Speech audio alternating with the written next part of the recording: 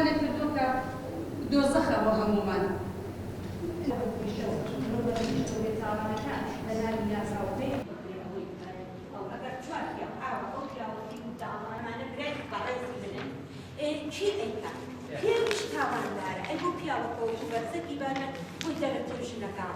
جەماوەری ئازادیخواز و مرۆڤ دۆست وا جارێکی تر و لە تاوانێکی تراژیدیای زۆر دڕندانەدا لە قزای چەمچەماڵ باوکێک نەک تەنیا سیمای باوکایەتی تێدانیا بگرێ هیچ ڕەفتارێکی مرۆڤانەشی نییە. دوو کچی خۆی خەڵتانی خوێن دەکا و دەیکوژێ. ئەمە یەکەم جار و بەداخەوە دوجارش نابێت کە لەم هەرێما پڕ قەیران و کارە ساتبارەدا باوکێک یان برایە یان هاوسەرێک ئامۆزایەک دەستیان دەچێتە خوێنی بەناحەقی ڕژاوی کچێک و دایکێک و هاوسەرێک کە خۆ هێشتا ئێمە برین و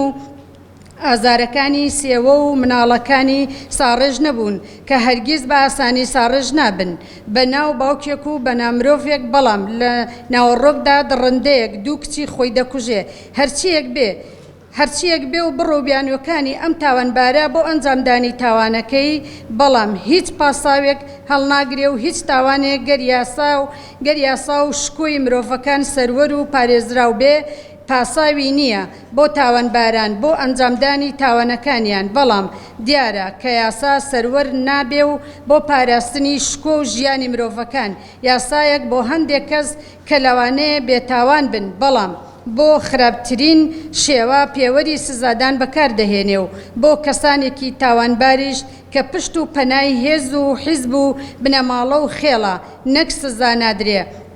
بگرە ئازاد دەکرێ و لەوانەیە لە خودی تاوانبارەکەەوە ببێ بە مافخورا و سکاڵا لەسەر مافخوراوەکە تۆمار دەکا، وەک ئەو باوکە بە شمەینەتی کە لەلایەن کۆمەڵێک بە ناو مرۆڤەوە دەستدرێژی کرایە سەر کیژۆڵەکەی و لە جیاتی بە سزاگەیاندنی ئەو تاوانبارە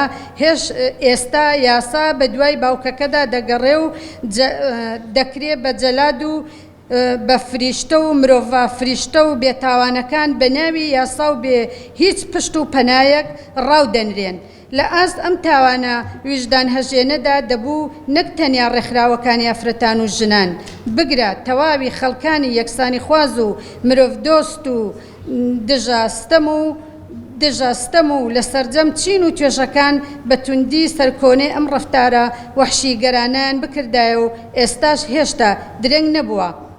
ئەوە بێدەنگی یان لاوازی هەڵوێستی کۆمەلگایە لە ئاست ئەم تاوانەدا کە زەمینە خۆش دەبێت بۆ ئەم تاوانبارانە بە بڕ و بیانووی ناڕەوا درێژە بە تاوانەکانیان بدەن. ئەوە بێ هەڵوێستی یان بێ دەنگی پەرلەمانی کوردستان و لیژنەی بەناو مافی مرۆڤە کە خۆی بە نوێنەری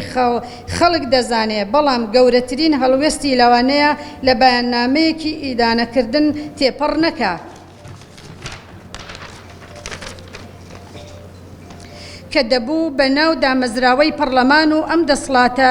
بێباکە و تەنانەت داواکاری گشتیش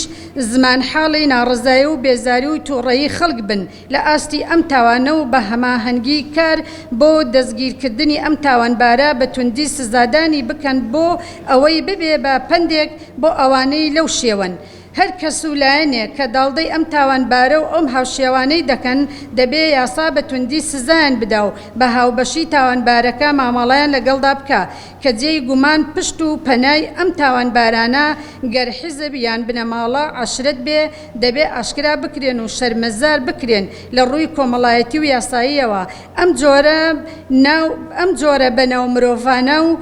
ئەم جۆرە بەناو مرۆڤانە و تیرۆریستینە و کۆمەلگان، بەڵام بە هەمان ناوەڕۆک و ناوێکی ترەوە پێویستە تاوانباران بە سزای خۆیان بگەن و دام و دەستگای حکومەت کەم تەرخەم نەبێ لە ئاستیان. ئەو ڕێکخراوانەی کە ئەمڕۆ ئامادەبوون سپاسیانەکەین. ئەمە ناوەکانە دەخوێنینەوە بۆ هاوکاریان هیوادارین پێکەوە بتوانین شتێک بکەین یان با بڵێن لەسەر ئەو کەسانە ئیش بکەین کە بەڕاستی کەم یاسا و یاسایی و بڕگەی یاساکانی تیا بینینەوە. بۆ نمونە ئەو شوێنانش کە دەسڵاتدارن و دەسڵاتێکی تەواوتیان هەیە لە گۆڕانکاری یاساکانە هاوکارمان بن لەگەڵمانە. یەکەم کۆمەڵای ئافرەتانی کوردستان لە قیسلێمانی یەکێتی لاوانی کوردستان لە قیسلێمانی یەکێتی گشتی قوتابیان ئۆفیسی سلێمانی ڕێکخراوی نیشان بۆ هۆشیاری تاگ لیستی مامۆستایانی پیشەیی ڕێکخراوی گەشتبیری وەلی دیێوانە ژنانی ئازادی کوردستان تافگەری ئازادی مامۆستایان و هانم شوان ڕێکخراوی ئاسیدۆ ڕێکخراوی خۆری یاشتی گروپی ویژدان کۆمەڵەی کرێنشێنانی کوردستان ئێمە زۆر سوپاس دەکەین بۆ هەموو لایەک بۆ ئامادەبوونی هەموو لایەکتان